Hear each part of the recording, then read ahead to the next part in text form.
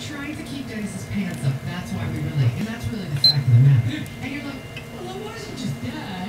You and Scott were doing There you go. No, dude. My hand was in your pants for half an hour yesterday trying to keep them up. Do you blame me?